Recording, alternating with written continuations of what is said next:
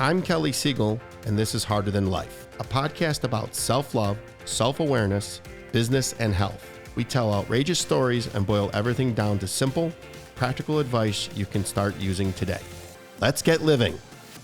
Today's guest needs no introduction. She is a powerhouse entrepreneur, international speaker, host of the I Dare You podcast, and co-founder of Super Connector Media.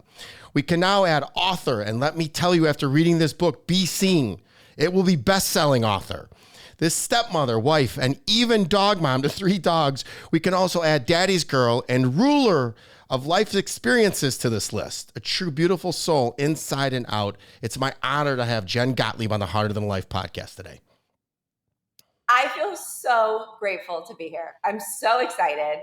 Let's dive right on it because feel like we're chomping at the bit to talk before we can press record. So let's get into it. We were, Jen, and I got to tell the listeners, when this airs, we're going to, right around when it comes out, this book was so good, I could not put it down, and I had to read it because it's protected on my phone, and I just binged it. So everybody's going to love it. You're going to get so many accolades, and I dare you to not cry, because I did several times while reading the book and preparing for this. From the moment I met you in New York, I see you, I am in awe of you, and I want my daughter to grind like you did. I want to start off by reading a quick passage from your book to get things kicked off. I hope I can do this, but it was also a reel that you did last night. And my daughter looked and said, "Who is that, Dad? She's so pretty." And I said, "You're going to meet her someday." So it says, "As a kid, all I ever wanted was to be seen by Dad's video camera, by the figure skating coach, by the cool girls at school, by the audiences at my children's theater productions. Looking back now, I realize I spent years screaming at the world to look at me, but I didn't have the courage to showcase who I really was. That only led me to bulimia, a broken heart, and a bleach blonde breakdown on the floor of that metal show. As we pulled into my dad's driveway, all those neon signs I'd followed, knowing or unknowingly throughout my entire journey, lit up in full force like a field of light behind me. I looked into the rearview mirror and finally saw them connect the dots." What does that make you feel? I remember that moment as a very pivotal, impactful moment in my life. And it's not, I know that moment that I had in that second where I was like, oh my gosh, it all makes sense, is going to happen again and again and again on my journey. It's not going to be the only time. But that was the moment that I realized that all the stuff, all the messiness, all the out of alignment stuff, all of the craziness, like we'll get into it, of my story and the person that's listening to this, everything that you've been through in your life and been to and experienced, whether it's good or bad, is something that's going to make up who you're supposed to become. And the Steve Jobs quote, "You can't connect the dots looking forward, you can only connect them looking backwards," couldn't be more true. Because when I was a personal trainer, just dying to start my business, or when I was an actress trying to get a part, trying to wait for someone to pick me, when I was touring the country, when I was trying to just fit in with my hedge fund trader boyfriend's friends and be the perfect like Upper West Side, Upper East Side rich wifey, and doing all of these things, trying to fit my square peg into all of these different round and triangle holes, trying to be what I needed to be for everybody else. All of those moments, while they were completely out of alignment and they were a lot of them were complete shit shows, they were important dots to my story, and they all make up the book. And when I was in the car with my dad on the way home from that speaking engagement, where he got to actually see me for the first time doing something that was actually me being real, Jen, like finally, I feel like my square peg in my square hole, like they get fit. And he was like, "Oh my gosh, everything makes sense now. All of it. This is what it was for. It was preparing you for this. And now that there's all these stories in a book." I remember, Kelly, I used to, at the hardest moment of my whole life, when I was in that little apartment and I was banging my head up against the wall, I remember looking out that window and saying, the only thing I could say to myself that would make me feel any kind of better was, one day I'll know why this happened. And I didn't know why it happened. And I didn't even really have full belief that I would, but I just kept repeating it. And now, like, having this conversation, it's like, holy crap, it was supposed to be a book. All these stories were supposed to happen so that I could use them to help other people and to really live in the fullest version of who I am. And without them, I wouldn't be me. I cannot wait to hear what's next for you, because I didn't know there was deep substance to all this, and the stories are bananas, and you just kept grinding, it kept going. And the reason why I read that part immediately, because I literally saw the reel, and then that was the last part I had to read yesterday before finishing show prep, and my daughter watched it, and all I could think of is fast forward to me doing that with my daughter, and I just got literally butterflies, because we're gonna go all things book. You and I. You are, and I'm just going to say it, the best female speaker on the planet. You can Google her to find out the basic stuff about her, but just buy her book and learn the real Jen 2.0, as she refers to herself in the book. Jen, you talk about being in the pocket. Will you explain what that is and tell us when you felt most in the pocket in your life? Yeah, in the pocket, a lot of people talk about being in flow, right? Flow state, where it almost feels like you're doing something that it makes time stop. Like you're having a conversation with somebody and 3 hours go by and you're like, how did that happen? That was like 2 seconds. Or maybe you're performing on stage, or you're dancing at a party, or you're doing something that you fully feel is your favorite thing on earth to do. And it feels like the time went by like that. And it feels easy, and it feels effortless, and it feels fun. And you feel like the most real version of you. So I want everyone that's listening to just envision that for a second. Like the first thing that comes to mind, like maybe it's even just a person that you're around. And when you're around that person, you don't feel nervous. You feel like you can be quiet if you want and not say a word, and it's not weird. Or you can be loud and totally yourself and dance around and be you, and nobody's judging you and you don't care. That's what I feel like in the pocket is. And I, for the first time, learned when I was in the pocket was when I was very, very young. And for me, that was always performing. It was when I was on stage. And from the moment I could speak, I didn't say this in the book, but I like was a weird kid. And when I was really young, I started talking. Like I started talking way before any other baby. I was not walking yet, and I was speaking in full sentences. So my parents thought I was a genius naturally, and they had all these done on me. They thought I was like had a really high IQ, and it turns out that I was definitely not a genius. I was just had a really, really loud mouth, and I liked performing, and I liked having that connection with an audience. And I remember this moment like it was yesterday. I was probably 7 or 8 years old, and I was on stage and I was performing in front of an audience.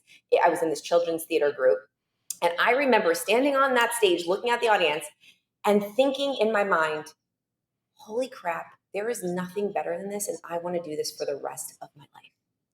And that was when I felt the most me. And over time, Kelly, like you can probably see this with your daughter. She's 14. So when we were little kids, like when I was 8, 7, 6, and I just wanted to be seen as who I was and my full expression of myself, I had no problem screaming and crying for what I wanted, standing up on any stage and being like, hi, I'm going to be a star. Like, look at me. I'm so proud of myself. Even if my belly was hanging out or my hair was a mess, like I didn't care. I was in the pocket all the time. Even when I was like pissed off and upset and having a temper tantrum, I was still in the pocket because I was in my fullest expression of myself. But then something happens. And for me, it was around middle school.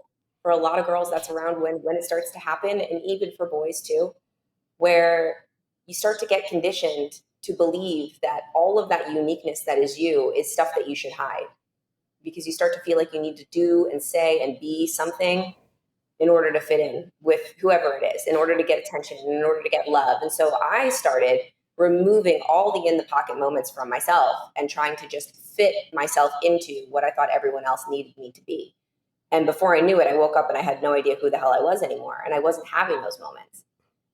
And basically the whole beginning of the book is me trying to find out who real Jen is again and get back in the pocket. And I've got strategies to do that, just in case you don't know who you've lost that little. I went through all of them, and the in the pocket moment, just as I asked you that question, Dawn, I mean, it's right here, right now, when I have a microphone in front of me. This is where I'm the most relaxed, the most calm, and getting to meet beautiful souls like you. This is the best time. And I when I was younger, it was terrible. So I have no question here, but I need to give you credit for one of the funniest social media descriptions of all times. The scroll hole. I love it. Is that something everybody says? I don't even know. I died laughing and wrote that down. So that's just kudos to you. Thanks. Yeah, I find myself in the scroll hole every day of my life. Like, it's so easy. It's so easy to pick up the phone, and before you know it, you have sucked like 15 minutes out of your life. Like, what just happened for the past 15 minutes? I just spent 15 minutes comparing myself to other people or looking at other people's lives, and now I feel like crap about myself. It is so normal. I'll And I trade want to know. audiences with you right now. You read mine. I don't know what's wrong with my Instagram right now, but it literally only shows me the negative comments. I have to click in and I see all the positive ones. It's like God is trying to test me to not respond and to be emotionally intelligent, because I'm getting brutalized over the last about month where people are like, you're doing steroids. You're doing steroids. I was like, wow. It's like, what do people care about what anybody does? But it doesn't bother me. I just keep going. So, which is we're going to talk about prior to your inaugural midday dance party, the selling crash on the stage, and then success. What did you believe that the life lesson God was sending you? Because there was a lesson there. Yeah, so I think the listener needs to know this story. So I'll take it So back good. to a little bit of the backstory. When my company started, my company was actually my husband's first. So I came in later on. And my husband at the time was my boyfriend, Chris Winfield, and he was doing these events called Unfair Advantage Live. And they were events that connected entrepreneurs to the media. So he would invite like 100 entrepreneurs for 3 days, and they would learn how to pitch themselves to the media, and they would connect with other media professionals. It was a really awesome event. And I used to go and attend as his girlfriend, and I would watch him on stage, and I would just be in awe of him. And I'd be like, wow, I wish I could speak on stage like that, like that. I could do that. That would be amazing. And a lot of stuff happened. We're going to skip, but we ended up becoming business partners. I ended up totally dropping my very successful personal training business in order to partner up with him and create Super Connector Media. Wait, did you drop it or did you sell it? I meant to ask you that. My personal training business, I just let it go. Wow. We sold our agency last summer, so we did have an acquisition, but my personal training business that I grew from just wanting to have that trainer shirt and working at the gym and cleaning up weights and building a really profitable business for myself. I just decided, I was like, you know what? I'm going to let go of my clients. I'm going to move on and I'm going to go for it. And there's a story behind that in the book. I'm not going to say it, but she who laughs last laughs loudest, and she got the last laugh over, we'll call it Reebok. Love it. It was such a good story, Jen. I love your book was phenomenal, and your face lights up on every cue of overcoming adversity. So kudos to you. I know you've read the book, The Gap and the Gain, and you are always in the gain, and I admire that about you. Thank you, my friend. Yeah, so Chris had this company and this event. We ended up becoming partners. So I ended up starting to do this event with him. And I think it was either the first or the second time. I think it was the first time I did Unfair Advantage Live with him. And I had imposter syndrome like you wouldn't believe. Here was my boyfriend who was a professional speaker. It was his event. He was the face of the company. He's running this thing. And here I am, like, who is this girl? Like, coming up on stage behind him. I remember I stood, like, if you look at any of the photos from that event, I would stand like 4 or 5 feet behind him. And I would only talk if I felt like I had a reason to talk. I was so nervous. And there was a point in the event where he was going to sell his back end offer. And I volunteered to be the person to make the pitch and make the offer from stage. And at that time, I didn't know that it was an actual skill to be able to sell from stage, which it is a skill that you need to learn how to do. And people study this skill of pitching from stage for years and years and years. And there are experts that are amazing at this very difficult thing to do. And I was like, how hard could it be? I'll just read the slides and I'll just sell the damn thing. It's no big deal. I got it. So I didn't prepare. I didn't practice. I've got these slides. I don't even think I read them. And I go on stage and I start doing this pitch. When I tell you I shit the bed, like, it was so bad. You know when a comedian's bombing and everyone feels really uncomfortable in the room and like no one knows what to do? Everyone was frozen. I tripped over my heel. I couldn't read what was on the screen. I said the price wrong. I didn't even know what the offer was. I was just not prepared. What a lesson in preparation, by the way. But anyways, so I do a terrible job. And at the end of the pitch, the whole thing was that we were going to have these gift bags on stage. And you say to the audience, okay, everyone that wants to sign up for the program, come on stage and grab your gift bag. And what we envisioned was everybody coming on stage, or lots of people rushing the stage, grabbing their gift bags, so excited to join. Everyone needs to know that the whole point of this event, like the only way that Chris was making money on this event was if he sold stuff, like if he sold this program. So everything was riding on this.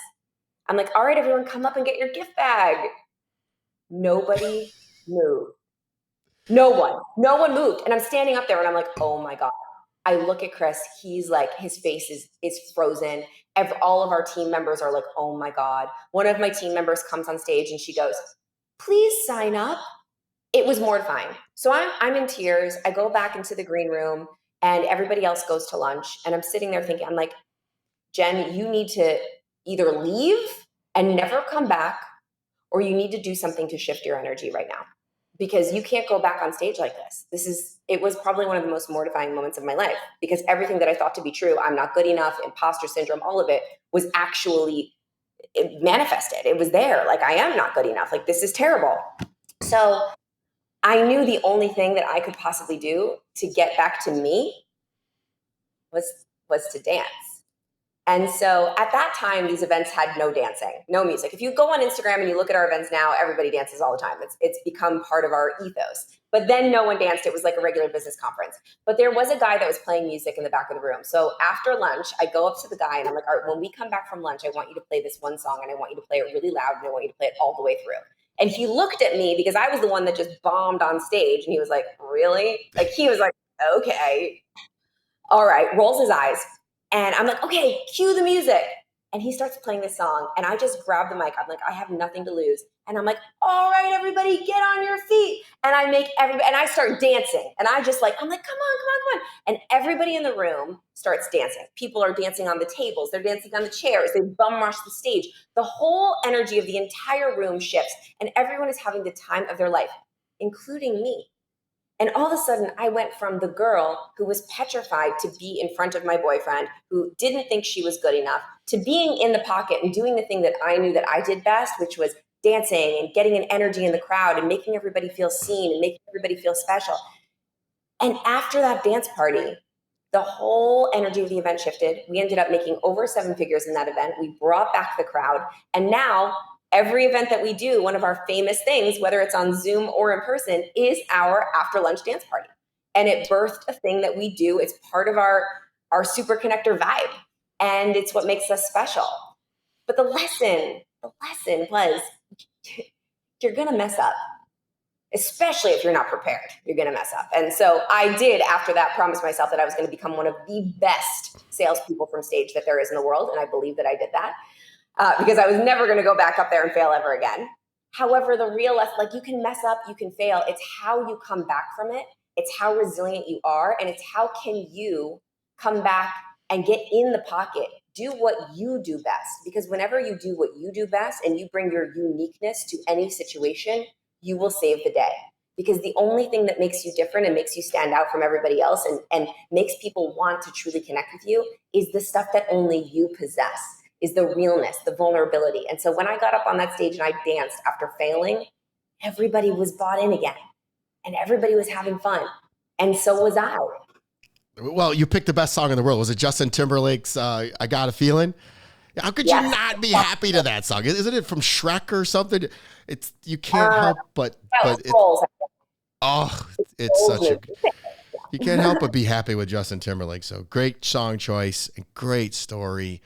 And I'm so stubborn. I learn everything the hard way. So I would have learned it just the same way. And I would have sat there and been like, okay, we're going to freaking do, that's why I like you. And that's why we get along. We are very similar. It's like, I'm not going down like this. We're going swinging. And that's great. You have said confidence is the stuff that turns thoughts into actions. Also included a quote that said, when you love yourself as much as you care about what other people think, you will change your life. Where did this resiliency come from, Jen? Yeah, well, it came from, as much as I'd like to tell you that I'm just naturally resilient. I think my resiliency and my confidence really has come from me training myself and practicing resiliency and confidence. I truly believe that we get good at what we practice. And I am a student of personal development. And I wasn't for a very long time. And I had no discipline. And I read no books. I listened to no podcasts for a very long time. And I had no desire to grow at all. But when my back was against the wall and I lost everything and I found myself in that tiny little room with a window that faced a wall and I had absolutely nothing left in me and I had no choice but to shift, or to sit in the shit, literally. Like I had to change.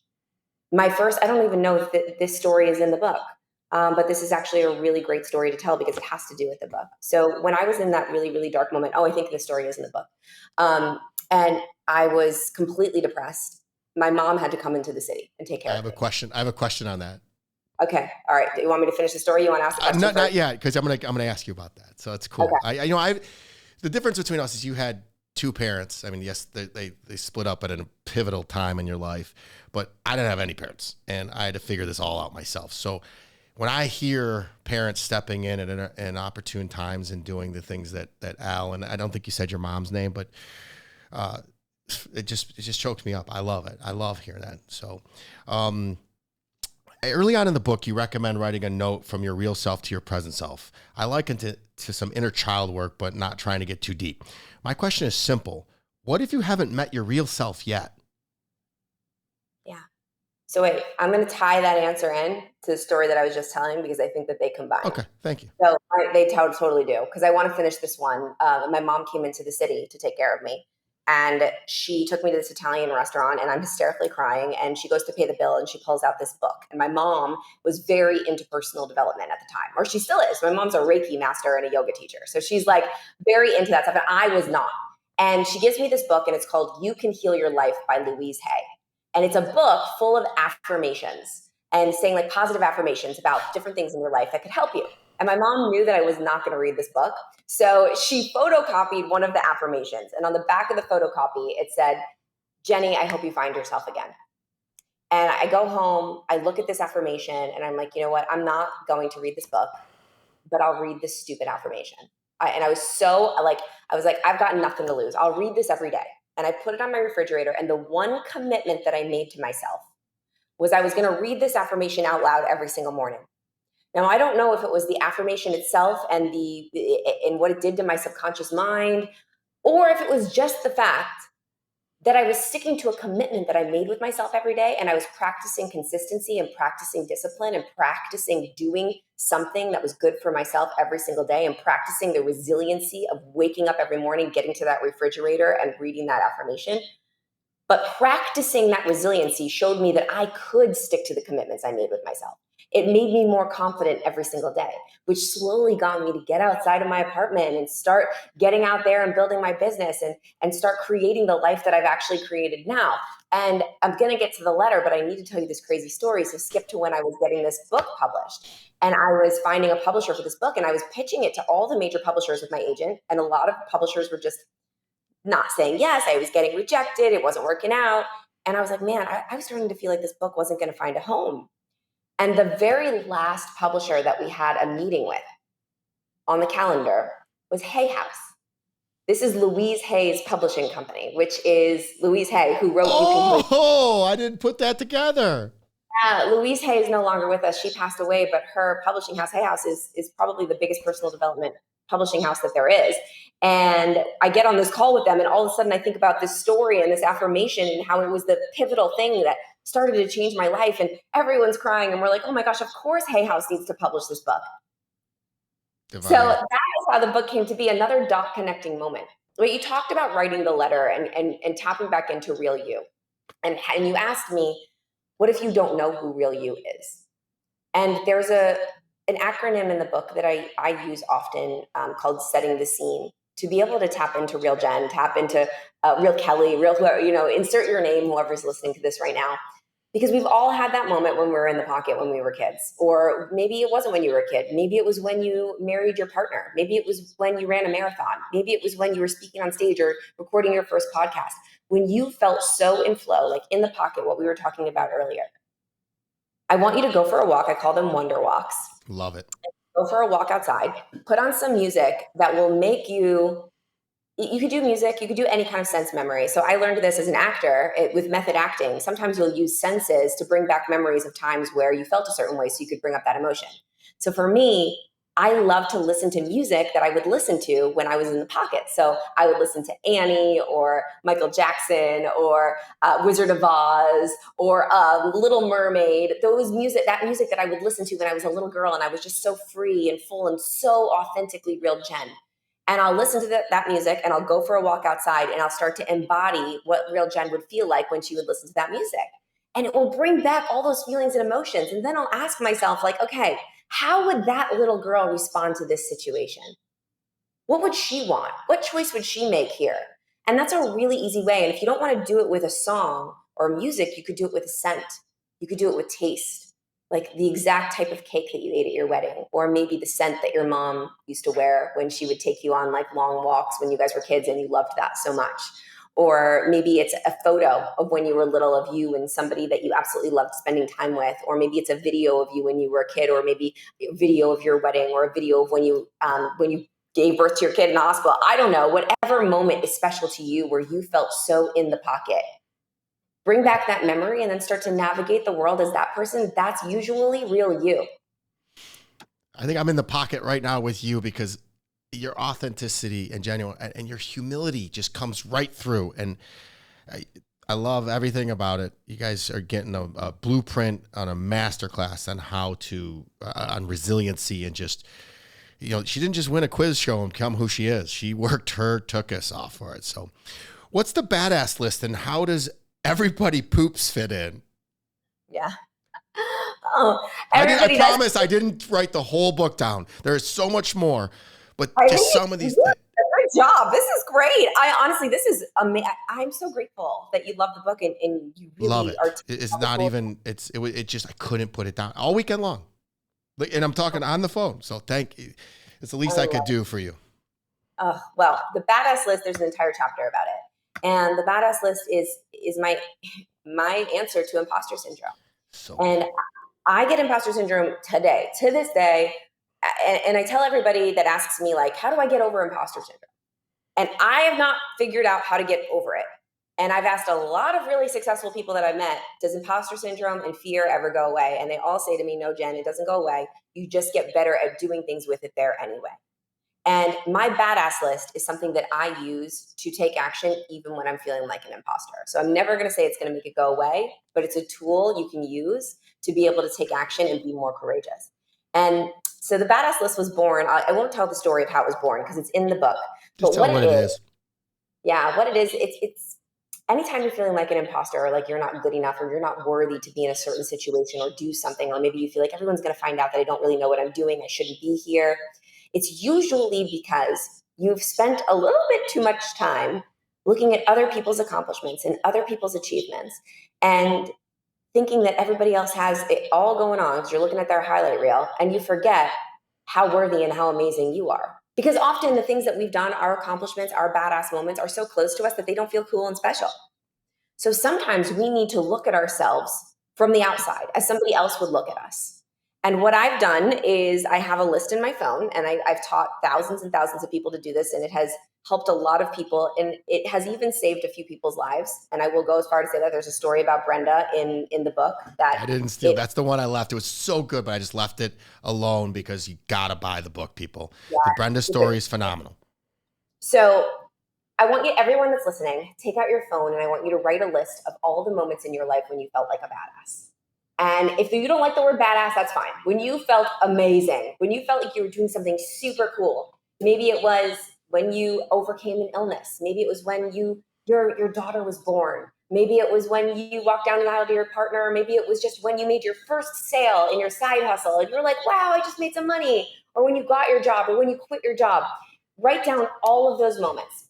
And then whenever you're feeling like an imposter, your job is to pull out that list and read that list out loud, but read it as if you're reading about somebody else, like somebody that you're FOMOing over on the internet, somebody that you're down the scroll hole with and you're just thinking that they're awesome and you're not.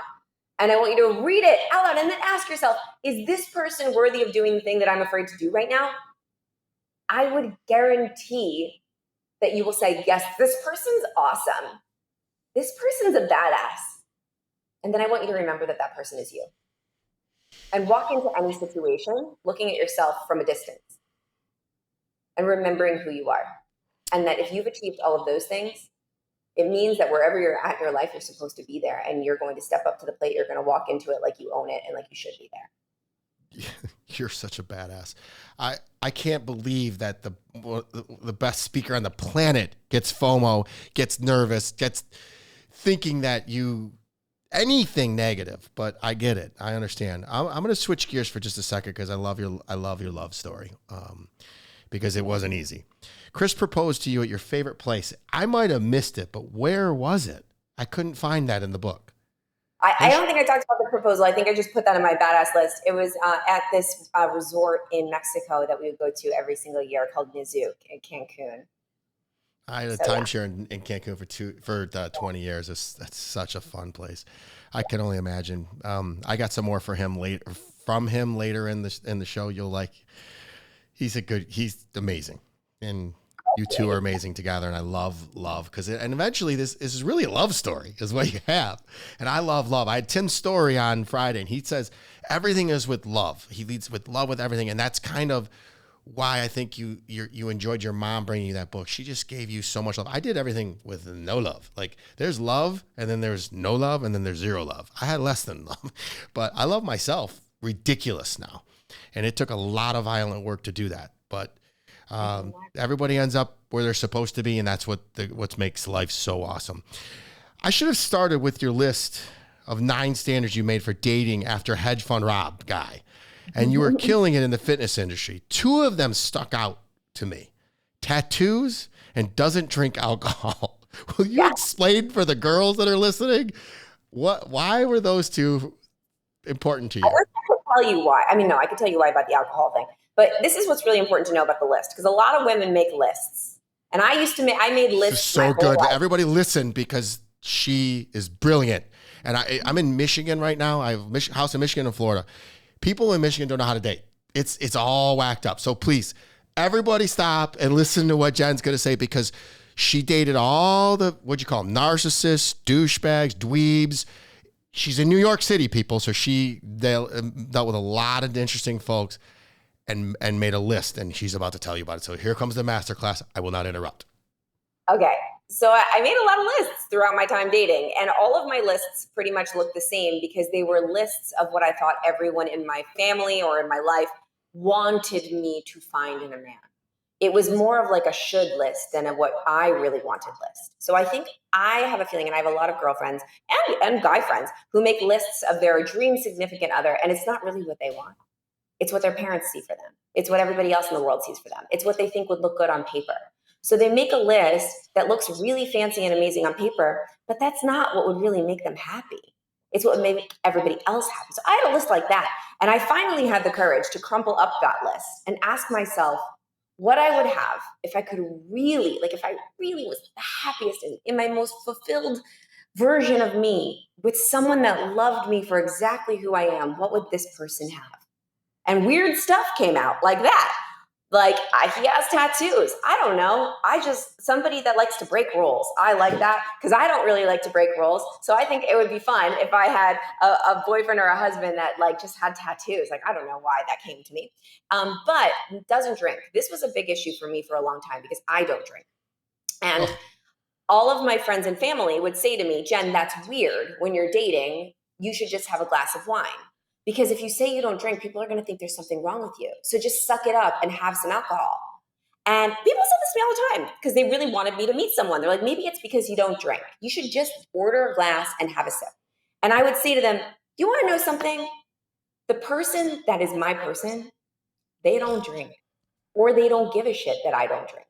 They're totally cool with that. So the person that is annoyed or weirded out at the fact that I don't drink, that's clearly not my person.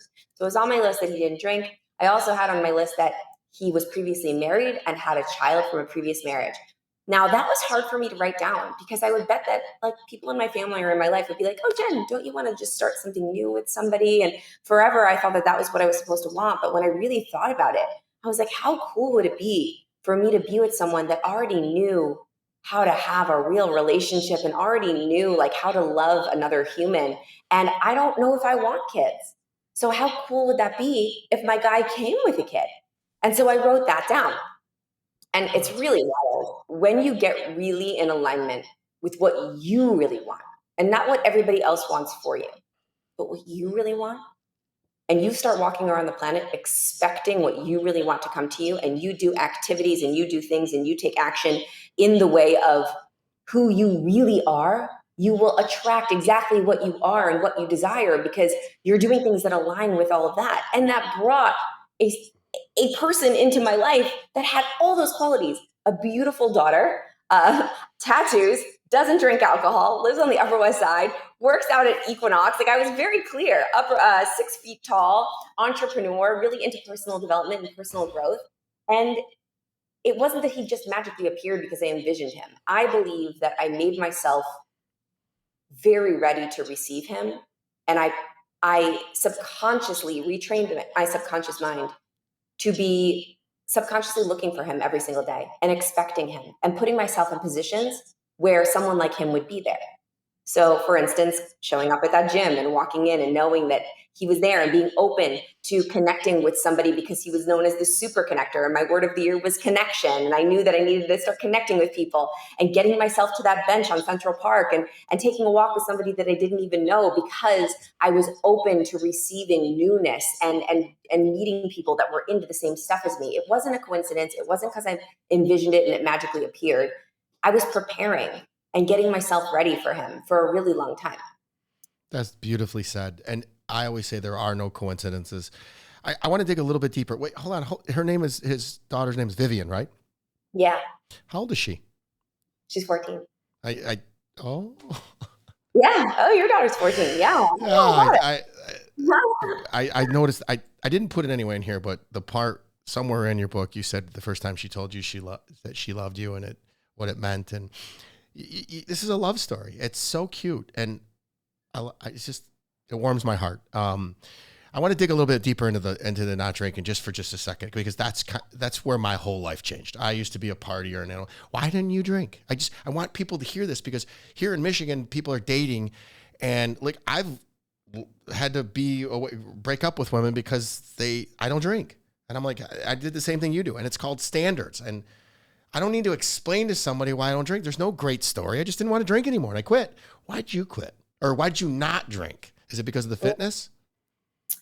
I started to notice that, like, I started getting really into personal development, and I started my business, and I started really getting addicted to accomplishing and achieving, and how great it felt when I would make other people feel great, and how great it felt when I would get up at 6 a.m. and train all my clients and feel very accomplished and like make my own money and go to bed and wake up feeling amazing.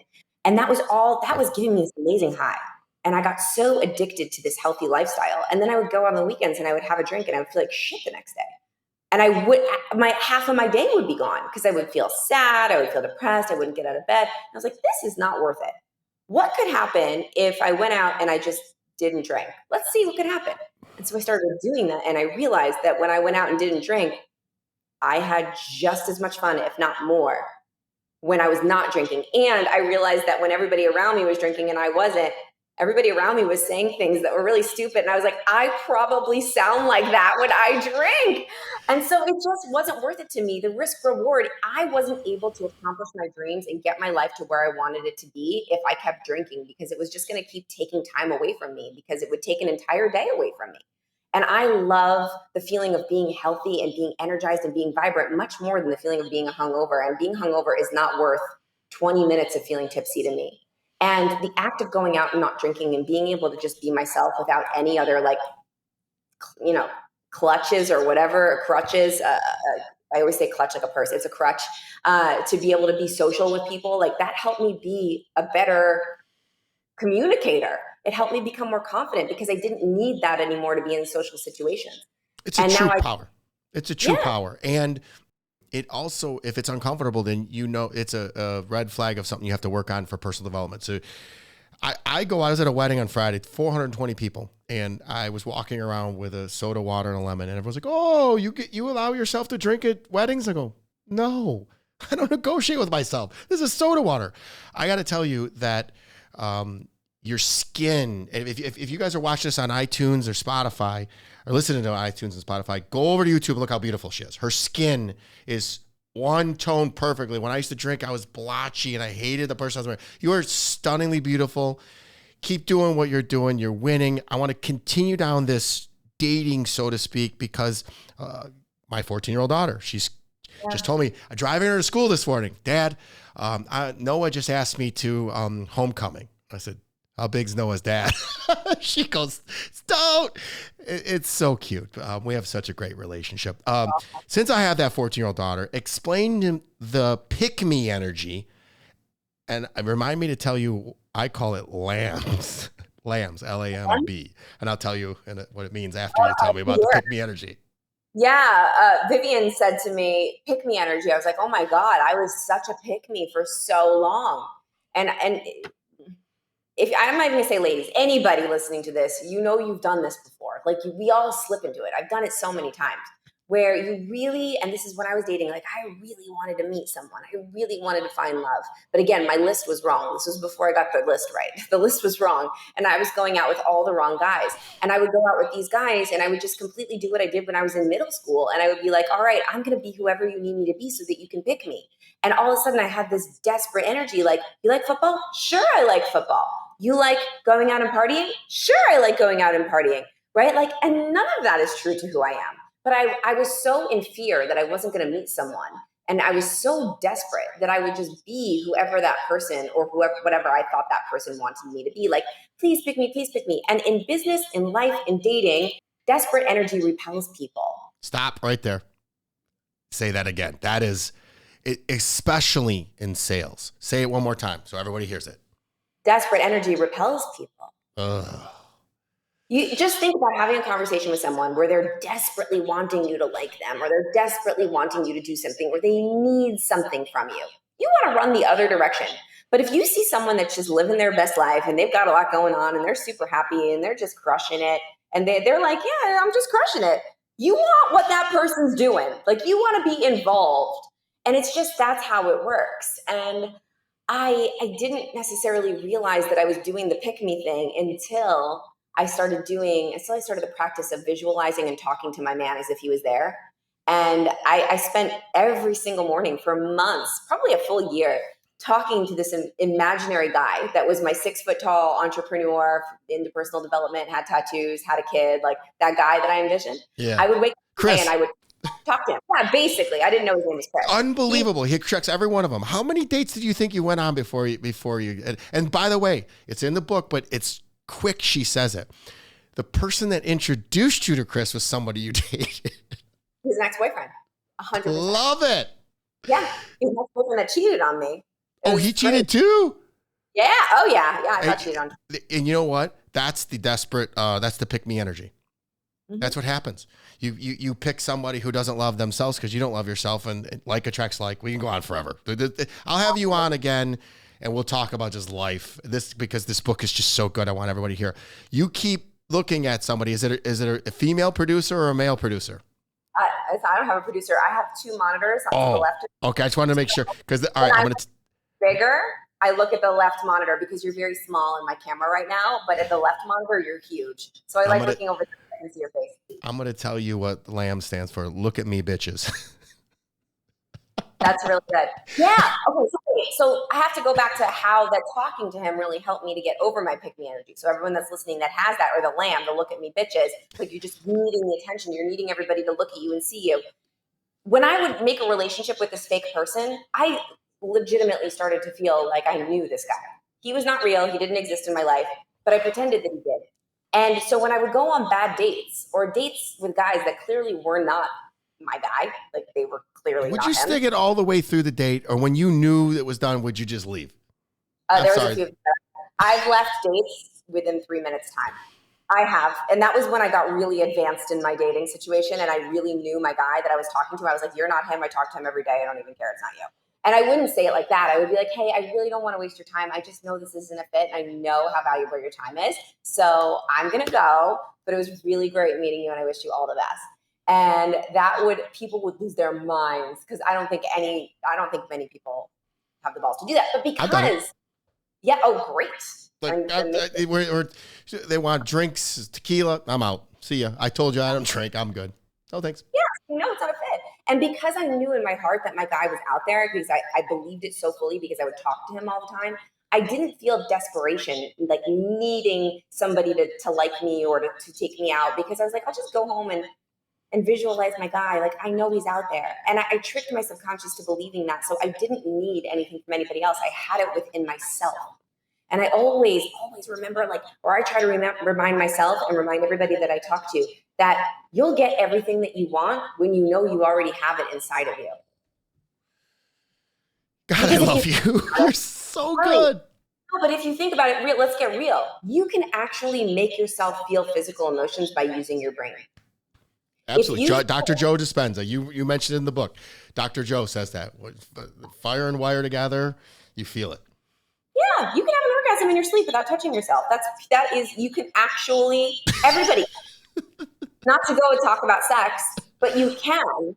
So you can actually, that's what always reminds me that your brain can make you feel emotions. So if you feel like someone's there loving you and you love yourself so fully, yes, you're going to want love from someone else. It's not going to take away the desire. Yes, we want connection, but you can afford to wait for that person because you love yourself enough that you don't need another person to come in and see you because you see yourself.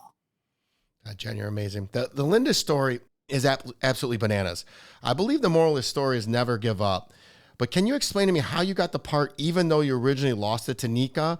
It was confusing because I was reading it on the phone, but will you clear it up for me? Because you went back and barged in and got just a quick overview, because I love the resilience. You didn't get it. You were first runner up, and then you went and barged into another show where the director was, and you ultimately got it. But I didn't understand it. It was confusing to me. Yeah, no, it's good that you cleared that up, that it was confusing, because I think it is kind of a confusing story, but because it was a confusing time, and it was a long time. It was like if you think about that experience, was probably years in the making. And my first audition that I ever went to in New York City, I was a musical theater student in New York, and I went and I auditioned for my dream role, which was in The Wedding Singer, the Adam Sandler and Drew Barrymore musical. And I wanted to be the character of Linda, which is the bitch that leaves Robbie Hart at the altar in the movie. And I connected to that role like it was like God came down and told me that I needed to play this part. And so I had spent months visualizing myself playing the role, practicing it, just like I would talk to my fake guy. This was before that, but I would visualize myself playing Linda every single night before I went to bed. I would see the costume on my body and see the lights in the audience and really feel it. And so that I believe that when the audition arrived, I was like, here we go, I'm ready. This is already mine. This is my part. I've practiced this in my mind 85,000 times. So I went to this audition, and it was my first audition ever in New York, and I made it to the final two. And I didn't get the part. Nika got the part. And so, but here's the thing, because I had believed so fully that this was mine, I was like, all right, I just got to do some really creative shit to make this part happen for me, because this is just not right now. That's it. It's not a no, it's a not right now. And so I went along my merry way, but I was subconsciously looking for opportunities to be able to make this happen for me. And I found out that the director that was directing Wedding Singer was auditioning a different show. So the show Footloose, another movie turned musical. And I was like, oh, I got to get in front of that director. I got to sing for him again. I got to let him know how badly I want this. So I snuck into a Footloose audition, and I wore my Linda costume that I made, and I sang the Linda music at the Footloose audition. This is a no-no. It's not a thing that you should do, FYI. And I did it, taking a big risk and a big bet on myself. And the director came out, and he looked at me, and he's like, here's my card. We're not casting Wedding Singer right now, but when we do, I want you to call me. And so this is where I learned the power of the follow-up in business, in life, because I followed up with that guy every single week for like 6 months, and I didn't stop. I was persistent, emailing him. I had nothing to say to him. I was sending him pictures of my dog. Go ahead. So here's why I get confused. Nico got the part, but then he said he wasn't casting for the part. Do we have the time frame wrong? It just wasn't. It was confusing. Yeah, he was doing a different version of the Broadway National Tour of The Wedding Singer. So there was going to be another one that was going to come out after that first one. Okay. So it was, that I wasn't knew clear. He was going to be doing that. Yeah. So he was going to be doing that Wedding Singer, and he was not casting it yet. I call that the drip campaign. You did it well, and I'm not surprised by you. Yeah, I wanted to let him know that I was available and I was really good. Yeah, and so he brought me back in, and I auditioned a million times again, and I got the understudy. Don't ever tell Jen no. I can tell you that much. Don't ever say no. But it's just funny. My next question is: no is your new best friend. Start before you're ready, and help one person every day are just 3 of the Jenisms. What's your favorite? My favorite for being seen is help one person every day. I love that. I remember that from when I met you, by the way. I wrote that down.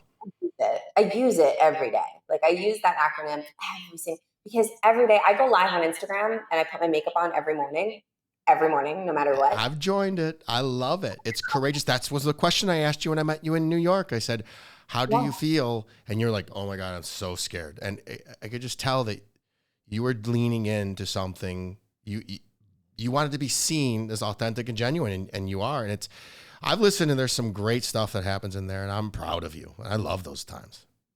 Thank you, my friend. Yeah, when I don't want to do it, I just think about hope. Like I think about the one person. Every time I do it, I get a message from someone that was like, thank you for answering my question. That helped me so much. And so every time I think like, oh, I don't want to do this today, I understand and I know that it's about me. Like I'm focusing on myself. Like I don't feel like it. I'm scared of what people will think of me today. I don't feel like I have the energy. But when I focus on that one person on the other side of the phone that I might be helping in that moment, like just help one person every day, it suddenly becomes easy and I don't worry about myself and I'm not self-conscious and I'm not insecure and my ego goes away. Maybe not all day, maybe not for that whole time, but at least for enough of time for me to get on there and help one person. And that's how I teach people how to be seen when they're petrified of judgment. It's not about you. It's about the person on the other side of whatever content you're creating that you can help that day. That's precisely why you will be not just the largest female personal development, you will be the largest one in the world because of that. And you were when you said it to me, I was like, oh, I love her. And now I believe it after reading this book. So guys, run out and buy this book. It is worth it. It is a page turner. You're going to love it. We've got a couple more questions. We're going to wrap up. Original is a myth. Who was the one person that was one of your things in your book? Who is one person from the field that you borrowed some of their work from? Oh my gosh, everybody. So it's not borrowing their work. It's I their work. No, I love that because if you think about it, in personal development, pretty much everything that everybody says is the same stuff, just said in a different way. And anybody that's saying that it's not is like, they know that it is. Like it is. But here's the cool thing about it. Nothing is completely original. Everything is based on something else. But we can put our own stories and our own twists on it. And some people out there need to hear it just from Kelly and the way that Kelly can say it because they only resonate with Kelly and they only resonate with Kelly's story. Some people like, I can talk about confidence and my story about the badass list and Brenda is a story that's only unique to me. But somebody else could go out there and talk about writing a list of all of the moments that you felt spectacular and reading it out loud. That's a tool that maybe somebody else did. I mean, I didn't take that from anybody else, but somebody else could take it from me and they could use their own story and make it unique. And then they've created something that is unique to them. And that's okay. And so I am a student of personal development, and I would not be sitting here right now if it wasn't for people like Oprah and Gabby Bernstein, who wrote the foreword to my book, and Lori Harder and Lewis Howes, and all of these people that I've learned so much from, and Ed Milet, who I just got to hang out with and record his podcast with. And they've taught me so much. But what's happened is I used their teachings to go implement those teachings into my life and have all of these experiences where then I took those experiences and used them to help and inspire other people. Cause I'm like, look, I'm a student of this shit. This shit works. And I'm going to share with you my stories of how it worked and my take on it. And I'm going to build upon it and share with you how you can then implement it into your life in maybe a way that's easier for you to understand than if somebody else explained it in a different way. I love you. You just said this shit works. Bam, microphone drop. End it right there. You're so right. It does. I embody all of everything you said, and I love it. If you don't like the road you're walking, start paving a new one. Dolly Parton said that. It was in your book. Time never stops. Discomfort is temporary, but growth on the other side of your discomfort is permanent. Jen Gottlieb, you are a gem, and I wanted to say, who is luckier than us? Oh, no. Just so you know, everybody, the listeners know that's in the book. That's what Chris said to her when he first walked up. I say that all the time. Who's luckier than us? All the time. It's unbelievable. It's the synergies because and you create your own luck in this world by making good choices, solid choices, and everything is a choice. Getting up in the morning. I get up at 4:15 every morning, go to the gym. I choose not to drink. It's a lot of saying no's, like you said. Everything in your book just resonated with me, and I'm going to have my daughter read it from cover to cover and put it up on the bookshelf. She's an avid reader. She's 14 years old and she doesn't care. She's not into drinking. She's not into drugs. She gets still does a little bit of too much of the scroll hole stuff, but you know, and she just, I keep teaching her, you can get everything you need from within. You have everything inside of you that you require. So it's everything that you talk about. Is there anything I didn't cover that you would like to share? You covered it all. Kelly, So, you were really, I have not done an interview yet where somebody went that deep into the book, and I'm just so grateful. I feel so grateful that you really dived in and you really read it and you loved it. That makes me so thrilled because you never know. Yeah, I'm gonna read it again when I have an actual book, because it was hard. I'm not kidding you. I would never ever lie to you or anybody. It's honesty, integrity is a big core value of mine. If I didn't like it, I would say it, but I couldn't put it down, and my eyes were getting sore. It's that good, and we only scratched the surface. I grabbed the stuff that resonated with me and my 14-year-old daughter. So I highly recommend, I don't know what your demographic is, but resilience is for everybody. But if you're a girl and you're a teenage girl specifically, read this book. And I'm going to have my daughter read it multiple times. And as I said, I love the book. And I'm going to ask you for a signed copy for my daughter. Her name is Ariana. And then I wanted to ask you to come back next year after it's quiet and you're Amazon best-selling, Wall Street Journal best-selling, New York Times best-selling, because this book is going to be great. So I hope you're not nervous in any way, shape, or form, because it is phenomenal. And I read a lot of books. I read a book a week, and yours I snuck in 2 days. So I just want to have you back as a friendly chat. So that's all I got for you, my dear. Thank you so, so much. I just want to remind the listeners I'm going to ask you one last question. Do you have family in Long Island? Not anymore. No. My cousins, Joanne and Jeff Gottlieb, are in Long Island. Yeah, there's quite a few of them. Yeah. No, it's not my family, but it would be cool if it was. Thank you so, so much, and I look forward to doing more and more with you. Please rate and share this podcast. Also, I'm doing my best to respond to all the comments on all social platforms. So if you want to see more of something or less of something, leave a comment. Each and every episode is sponsored by National Technology Management, the easiest and best IT company to do business with. Delivering peace of mind with technology every day. Visit trustntm.com for more. And until next week, be harder than life. Thank you, Jen. Thank you. Thank you for listening. Please rate and subscribe to Harder Than Life, and let's take this to the next level. Get connected at the links below.